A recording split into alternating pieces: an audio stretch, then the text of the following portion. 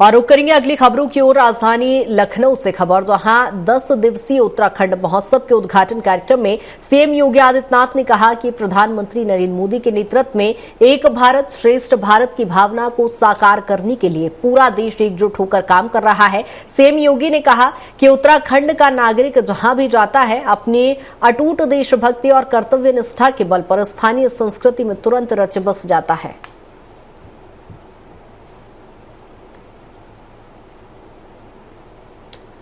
राजधानी लखनऊ में आपको बता दें कि 10 दिवसीय जो उत्तराखंड का कार्यक्रम हुआ, एक भारत श्रेष्ठ भारत कार्यक्रम को लेकर यहां सीएम योगी आदित्यनाथ ने प्रधानमंत्री नरेंद्र मोदी की तारीफ की। सराहना करते हुए उन्होंने कहा कि उनके नेतृत्व में इस तरह के कार्य हो रहे हैं। एक भारत श्रेष्ठ भारत के लिए लगातार देश काम कर रहा है और पहले सीडीएस उत्तराखंड की देन थे और इस आयोजन को लेकर उन्होंने काफी सराहना की है।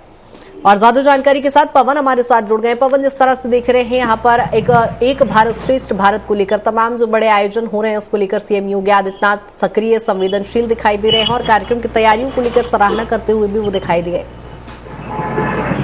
बिल्कुल, देखिए कृतिका, मुख्यमंत्री योगी आदित्यनाथ इस कार्यक्रम में स्वयं शिरकत किए, चूंकि ये उत्तराखंड का कार्यक्रम है और मुख्यमंत्री योगी आदित्यनाथ भी वहीं के रहने वाले हैं, उनकी जन्मभूमि उत्तराखंड ही है। और इस उत्तराखंड महोत्सव में उत्तराखंड से जुड़े बहुत सारे व्यंजन, कलाकृतियां, वहां के जो वस्त्र हैं, वहां के जो नृत्य हैं, जो वहां के पारंपरिक नृत्य हैं, उन सभी चीजों का एक समावेश किया गया है। यहाँ लखनऊ के गोमती तट पर यह व्यवस्था बनाई गई थी और मुख्यमंत्री योगी आदित्यनाथ स्वयं इस कार्यक्रम में शिरकत किए और वहां पर जो सांस्कृतिक कार्यक्रम हो रहे थे उसमें भी मुख्यमंत्री योगी आदित्यनाथ ने काफी सराहा और उन्होंने कई उदाहरण दिए। उन्होंने कहा कि बिपिन रावत भी उत्तराखंड के थे और इस समय भी जो सीडीएस है वो भी उत्तराखंड से ही है। उनका एक कहना था कि उत्तराखंड के जो भी लोग हैं उन लोगों का जो डिवोशन है, जिस भी क्षेत्र में या जहां भी वो काम करते हैं, वहां की जो संस्कृति है, वहां की जो व्यवस्था है, उसमें बहुत आसानी से बहुत जल्दी रच बस जाते हैं। इसी तरह से यह कार्यक्रम 10 दिन के लिए आयोजित किया गया है और इसमें उत्तराखंड से रिलेटेड बहुत सारे व्यंजन, बहुत सारे वस्त्र, बहुत सारी दुकानें यहाँ लगाई गई हैं, जिससे कि पूरी तरह से पारंपरिक रूप से जो उत्तराखंड का दृश्य है वो इस महोत्सव में देखने को मिल सकता है। मुख्यमंत्री योगी आदित्यनाथ ने अटल बिहारी वाजपेयी को भी धन्यवाद दिया कि उन्होंने उत्तराखंड उन्होंने ही बनाया था और जिसका आज उत्तराखंड विकास के एक अलग पहचान बना रहा और उसकी एक अपनी अलग पहचान बन पाई है।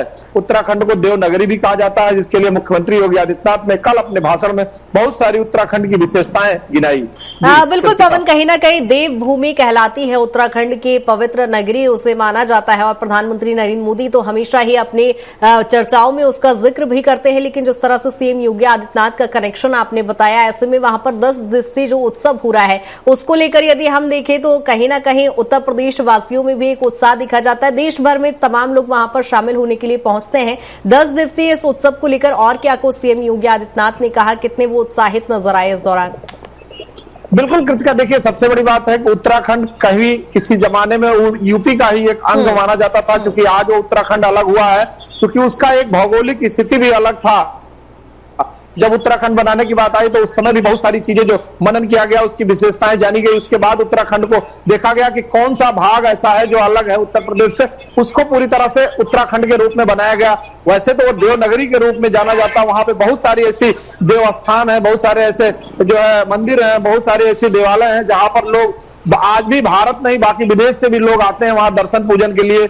इसलिए वहां पर बहुत ज्यादा मात्रा में बहुत सारे सैलानी जाते हैं। गर्मियों के दिनों में नैनीताल है, बहुत सारे ऐसे स्थितियां हैं जहां पर उत्तर प्रदेश ही नहीं पूरे देश और दुनिया के लोग उत्तराखंड को घूमने और देखने जाते हैं। बहुत सारे लोग वहां पर पूजा अर्चना के लिए गए। विवेकानंद ने भी वहां पर साधना किया था।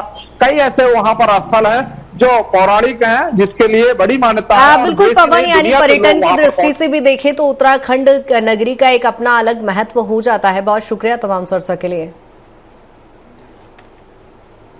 भारत के बहुत सारे ऐसे गौरवशाली क्षण हैं जिसे विदेशी इतिहासकार ने जानबूझ करके शरारतन भारत के गौरवशाली इतिहास के साथ नहीं जोड़ा, क्योंकि भारत की गौरव और गरिमा के साथ जुड़े हुए उन पन्नों को अगर रखा जाता, कहीं ऐसा न हो कि भारत का सच्चा इतिहास भारत के नागरिकों को प्राप्त हो।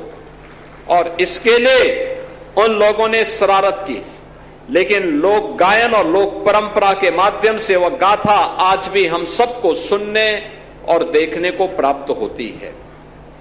ये हम सब इस दिशा में आगे बढ़े।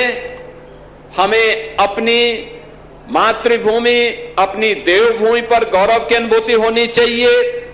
वहां की लोक कला, वहां की परंपरा, वहां के खान पान, वहां की लोक संस्कृति को संरक्षित करते हुए उसे एक प्लेटफॉर्म भी हमें देना चाहिए।